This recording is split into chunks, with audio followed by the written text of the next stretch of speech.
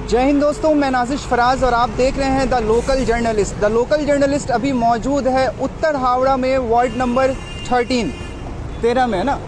यहाँ इस इलाके को हावड़ा एसी मार्केट के इलाका भी कहता है, जो कि डॉप्सन रोड में है, और यह एक हाई प्रोफाइल रिहायशी इलाका कहलाता है, जहाँ गाड़ियों की आवाजाही लगातार हो रखी होती है। लेकिन इस हाई प्रोफाइल इलाके की जो हालत है, जिसको लेकर के भारतीय जनता पार्टी के प्रदेश सचिव उमेश राय जी हमेशा वोकल रहे हैं, आवाज़ उठाते रहे हैं, चाहे वो अवैध निर्माण की बातें हों, चाहे वो सड़क की बातें हों। आज जहां पे हम लोग खड़े हैं, ये एक हाई प्रोफाइल एरिया कहलाता है, एक पॉश एरिया कहलाता है, लेकिन यहाँ की सड़क की जो हालत है उस पर हम लोग बात करेंगे। हमारे साथ मौजूद हैं अभी भारतीय जनता पार्टी के प्रदेश सचिव उमेश राय जी, उनसे हम लोग सीधी बात करेंगे, जानने की कोशिश करेंगे क्या कुछ कहना है उनका इस मामले में। सर, आपका स्वागत है हमारे चैनल द लोकल जर्नलिस्ट में। धन्यवाद। आप लगातार सर वोकल रहे हैं हर मुद्दों को लेकर के, चाहे वो अवैध निर्माण का मामला हो, चाहे गलत तरीके से नशे के पदार्थों का मामला हो, और ये सड़क, बरसात का मौसम सर, कुछ प्रशासन काम नहीं करिए, आप हमेशा आवाज़ उठाएं, क्या कहेंगे? देखिए, अभी हम लोग जिस सड़क पर अभी खड़े हैं, जो आप देख पा रहे हैं, ये उत्तर हावड़ा का मुख्य द्वार कहा जाता है। अगर आप उत्तर हावड़ा में कहीं भी आपको बाली जाना हो, बेलूर मठ जाना हो, रिसड़ा श्रीरामपुर कहीं जाना हो, तो आपके लिए ये प्रमुख रास्ता है जो हावड़ा स्टेशन से होकर इसी रास्ते से आप आगे जाते हैं। और ये व्यस्त सड़क है। पिछले 3.5 वर्ष में, पिछले साल 2 साल पहले दुर्गा पूजा के समय में इस पे पैचवर्क का काम हुआ था। उसके बाद से इस सड़क का सुध लेने वाला कोई नहीं है। हालत सिर्फ डॉप्सन रोड की नहीं है, डॉप्सन रोड के साथ साथ इसके आसपास के इलाके, किंग्स रोड, रोजमेरी लेन, ये पास का हरदत्त राय चमरिया रोड, मैकेंजी लेन, ऐसे कई इसको कनेक्टिंग करने वाले जो रास्ते हैं, उन रास्तों की हालत भी दयनीय है। अब ये मैं आपको बताऊं कि मैं पिछले 1.5 साल से लगातार नगर निगम को इस विषय पर लिख रहा हूं, सूचना दे रहा हूं। चूँकि आपको पता है कि हावड़ा नगर निगम में कोई इलेक्टेड बोर्ड नहीं है, यहाँ प्रशासक बैठे हैं, और दुर्भाग्य हावड़ा का है कि पिछले 3.5 साल में 3 प्रशासक बदल गए। मैंने कमिश्नर भी 3 बदल गए और प्रशासक मंडली भी 3 बार बदल गई, नई सरकार बन गई, लेकिन हावड़ा में चुनाव नहीं हुआ। चुनाव हो नहीं हो, एक व्यवस्था तो नगर निगम के पास है, जिस व्यवस्था के तहत नगर निगम के लोग टैक्स देते हैं और इनके इलाके की रख रखाव की व्यवस्था होनी चाहिए और लोगों को नागरिक परिसेवा मिलना चाहिए। लेकिन मैं आपको बताऊं, चूंकि इस इलाके में पिछले विधानसभा चुनाव में भारतीय जनता पार्टी को भारी बढ़त मिली थी, तृणमूल कांग्रेस को सिर्फ उंगलियों पर गिनने वाले वोट मिले थे। ऐसी स्थिति में यहाँ के जो सत्ताधारी पार्टी के विधायक हैं, वो इस इलाके में डेवलपमेंट का कोई काम नहीं करने दे रहे हैं। नगर निगम से आदेश होने के बाद भी यहाँ काम नहीं हो रहा है। मैं आपको दिखाना चाहता हूँ, देखिए मेरे हाथ में एक कागज है। अभी कुछ दिनों पहले 4 जून को इसी इलाके के लोगों ने, ये देखिए, सैकड़ों लोगों ने हस्ताक्षर किया था। ये वो लोग हैं जो लोग टैक्स पे करते हैं, जो अच्छी सड़क के हकदार हैं, जिनको पीने का शुद्ध पानी मिलना चाहिए, और वो कोई सरकार दया करके नहीं देती है, ये सारे। और इनको लेकर मैंने, देखिए, मैं बोर्ड ऑफ एडमिनिस्ट्रेटर को 23 जून को, 6 तारीख को हस्ताक्षर अभियान चला, 23 जून को मैंने बोर्ड ऑफ एडमिनिस्ट्रेटर को इसकी सूची दी। उन्होंने मुझे जानकारी दिया कि मैं इसमें से कई सड़कों का काम हम लोग शुरू कराएंगे, लेकिन जैसे इस बात की जानकारी स्थानीय विधायक को मिलती है, वो सारा काम बंद करवा देते हैं। अब आप समझिए कि कैसा तानाशाह चल रहा है और किस तरह की सरकार बंगाल में चल रही है। बरसात के समय में, आज से 3 साल पहले इस इलाके में पानी नहीं जमता था, लेकिन पिछले 2 साल से इस इलाके में जल जमा होता। हल्की बारिश होगी, डॉप्सन रोड डूब जाएगा, सारी गलियां डूब जाती हैं। एक तो रास्ता टूटा हुआ, गड्ढे हैं, और इसमें अगर पानी जम जाए तो लोग जब इसमें चलेंगे तो उनको दिखता ही नहीं है नीचे क्या है। आइए सर, थोड़ा और लोग रास्ता दिखाते हैं। ये देखिए आप खुद ही, ये रास्ता आप देखिए, यहाँ के हावड़ा के डॉप्सन रोड एसी मार्केट के करीब का ये रास्ता है, और ये एक हाई प्रोफाइल रहायश इलाका कहलाता है। लेकिन यहाँ की जो सड़क की हालत है, जो हम लोग अभी देख रहे हैं, आप अपने स्क्रीन पे देख रहे होंगे, जो यहाँ की सड़क की हालत है किस तरह से गैर हुई है। और अभी बरसात का वक्त चल रहा है, जिस तरह हम लोग जानते हैं महानगर में लगातार एक्सीडेंट की वारदात। तो प्रशासन से क्या जवाब मिला आपको अभी तक? क्या मुझे बोर्ड ऑफ एडमिनिस्ट्रेटर हैं डॉक्टर सुजय चक्रवर्ती, उन्होंने मुझे आश्वासन दिया था कि जल्द ही इस रास्ते के मरम्मत का काम, इसके नवीनीकरण का काम शुरू होगा। लेकिन आज इस बात को भी बीते लगभग 1 महीने हो गए। इनकी मनसा काम करने की नहीं है। ये हर चीज़ में, जहां मैं खड़ा हूं अभी यहीं पे, उत्तर हावड़ा के विधायक ने एक मंच बनाकर इस इलाके के बुजुर्गों को सम्मानित किया। बुजुर्गों को सम्मानित करके उन्होंने छाता दिया, और गर्मी के समय में एक शॉल दिया। अब आप समझिए, वो न छाता उनके काम आने वाला न शॉल, उनको ज़रूरत है अच्छे सड़क की। ये वही बुजुर्ग हैं जो पैदल चलते हैं तो इस रास्ते पे चल नहीं पाते हैं, टोटो या रिक्शा पर अगर वो चलते हैं तो उनकी अतड़ियाँ दर्द करने लगती हैं। ऐसी स्थिति है इस इलाके की। तो अगर आप सही में सम्मान करना चाहते हैं, लोगों का समस्या का समाधान कीजिए ना। दिखावा आप करते हैं। इस इलाके में तृणमूल कांग्रेस के बड़े बड़े नेता रहते हैं, दर्जनों के गिनती है उनकी। तृणमूल कांग्रेस के बड़े नेता, पूर्व विधायक भी उत्तर हवड़ा के रहे हैं, अभी वर्तमान में जिला के चेयरमैन है, वो यहीं रहते हैं। उनके घर के सामने का रास्ता टूटा है। तो आखिर ये लोग कौन सी राजनीति करते हैं? आप जनता के लिए काम नहीं कर सकते, सिर्फ खड़ा होकर मोदी को गाली दे देना ही अगर तृणमूल कांग्रेस का राजनीति है तो ऐसा राजनीति आपको मुबारक हो। लेकिन ये जो जनता है जिसके बल पर आप चुन के आते हैं, जिस जनता के लिए काम करने का आप शपथ लेते हैं, उस जनता को आप राजनीतिक भेदभाव के चलते आप समस्या में डाल के रखे हैं, ये अच्छी बात नहीं है। ये कहीं ना कहीं आने वाले समय में इसका खामियाजा तृणमूल कांग्रेस को और यहाँ के नगर निगम के अधिकारियों को भुगतना पड़ेगा। सर, अगर प्रशासन काम नहीं करती है आपकी मास पिटीशन देने के बाद भी, तो आगे सर आप क्या कदम उठाने वाले? मैंने इन सारे विषयों को लेकर एक और रिमाइंडर लेटर तैयार किया है जो मैं नगर निगम को दूंगा। अगर एक सप्ताह के अंदर इस पर कार्रवाई नहीं होती है तो मैं माननीय उच्च न्यायालय में, कलकत्ता उच्च न्यायालय में जनहित याचिका दायर करूंगा। चूंकि हम लोग टैक्स पेयर हैं, हम पैसा देते हैं, तो मुझे नागरिक परिसेवा क्यों नहीं मिलेगा? क्यों हमारे रास्ते का निर्माण नहीं होगा? क्यों मुझे पीने का शुद्ध पानी नहीं मिलेगा? मैं बरसात के दिनों में क्यों गंदे पानी में मुझे अपने आप को डुबा कर रहना पड़ेगा? मुझे उसमें से चलने को मजबूर होना होगा। ये नागरिक परिसेवा देने की जिम्मेवारी जिसकी है, वो कोर्ट में उसको हलफनामा देना पड़ेगा कि वो इन समस्याओं का समाधान कैसे करेंगे। और इनके कान तक बात पहुंचाने का तरीका मुझे आता है। और मैं निश्चित तौर पर मैं आपके चैनल के माध्यम से वादा करता हूं इस इलाके के लोगों से कि जहां भी जाकर आपके समस्या का समाधान कराना होगा, मैं वहां तक जाऊंगा। और जब तक समस्या का समाधान नहीं होगा तब तक मेरा ये संघर्ष जारी रहेगा।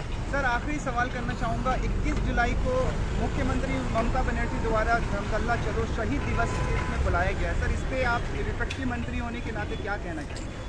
देखिए, कहीं ना कहीं ये जो विषय है, 21 जुलाई का नाम सुनते ही शरीर के रोंगटे खड़े हो जाते हैं। किसी जमाने में इस पश्चिम बंगाल में विरोधी राजनीति करने के जुर्म में 13 नौजवान कांग्रेस के सदस्यों की हत्या हुई।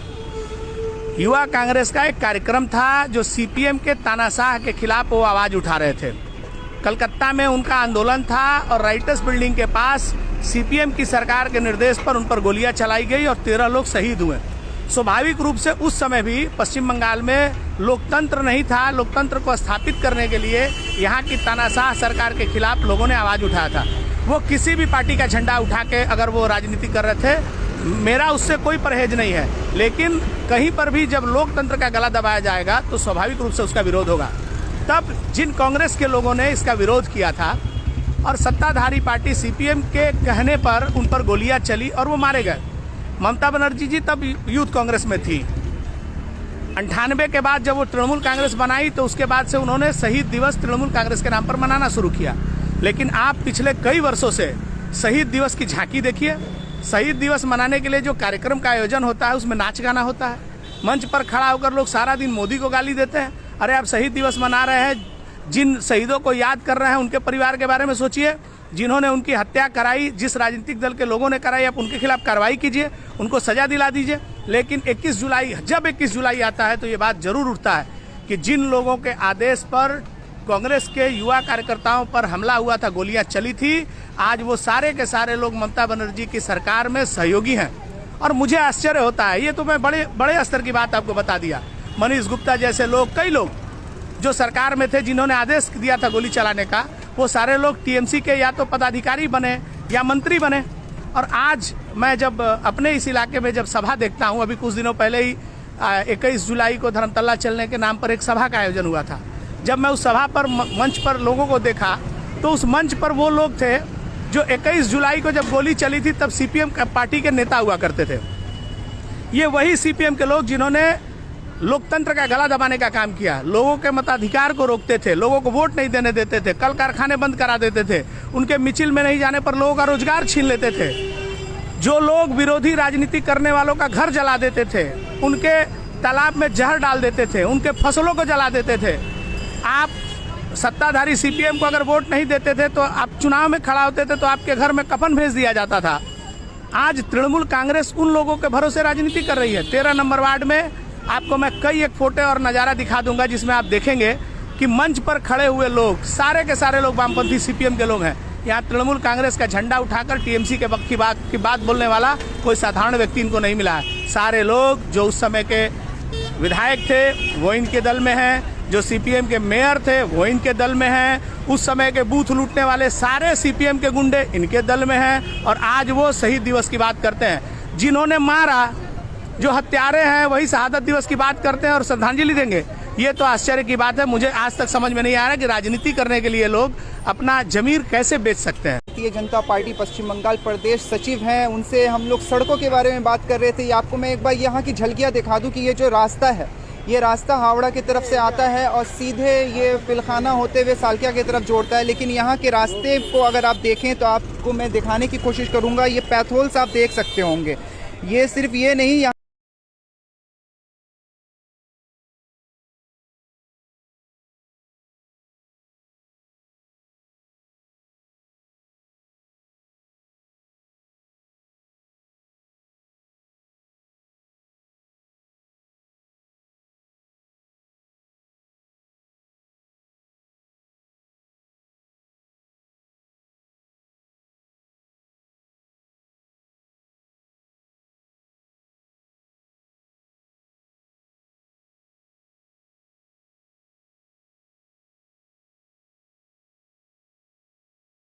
पार्टी पश्चिम बंगाल प्रदेश सचिव उमेश राय जी हमेशा वोकल रहते हैं। और ये रास्ता आप देखिए, रोज मिलेनियम की तरफ से ये रास्ता निकलता है। ये काफ़ी दूर तक आप देख रहे होंगे, सामने ये टोटो भी आ रहा है, तो किस तरह से आ रहा है। ये काफ़ी दूर तक ये रास्ता आप जहाँ तक देखेंगे वहाँ तक इस रास्ते की हालत इसी तरह से नज़र आती है।